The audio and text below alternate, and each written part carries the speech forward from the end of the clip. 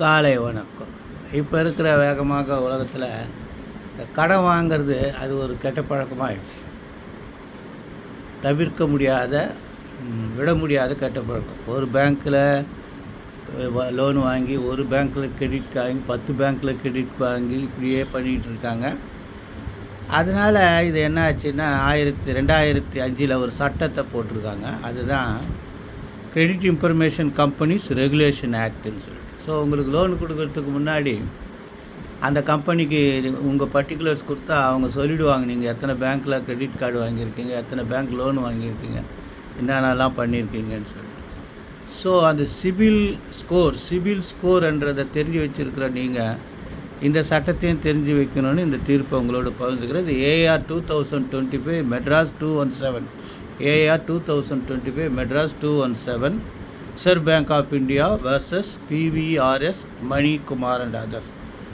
இதில் என்னென்னா, இவருக்கு லோன் கேட்குறாரு ஆந்திரா பேங்க்கில், அவங்க தரமாட்டேன்றாங்க. ஏன்னா ஸ்கோர் தப்பாக இருக்குது, சிபில் ஸ்கோர் இல்லை, ரொம்ப டியூ இருக்குது.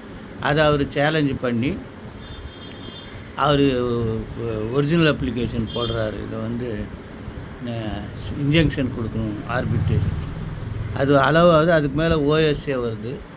இந்த தீர்ப்பில் என்ன சொல்கிறாங்கன்னா, அந்த credit information companies regulation act, அந்த ஆக்டனுடைய ப்ரொவிஷன்ஸை பேரா 10 டெஃபினேஷன்ஸ், கிரெடிட் இன்ஃபர்மேஷன் டெஃபினேஷன்னா என்ன, அந்த கிரெடிட் இன்ஃபர்மேஷன் கம்பெனியுடைய கடமைகள் என்ன, அவங்க அதுக்குள்ளே ஏற்படுகிற பிரச்சனைகளை எப்படி தீர்த்து கொள்வது, ஏதாவது அந்த கிரெடிட் தகவலில் மாற்றங்கள் செய்யணும்னா என்ன செய்கிறது, இப்படி எல்லா ப்ரொவிஷன்ஸும் இருக்கிறதுனால அதெல்லாமே பின்பற்றாமல் நீங்கள் நேரடியாக கோர்ட்டுக்கு போகிறதோ, கோர்ட் அதுக்கு தடை உத்தரவு கொடுக்குறதோ அது செல்லத்தக்கதில்லைன்னு தீர்ப்பு கொடுத்துருக்காங்க.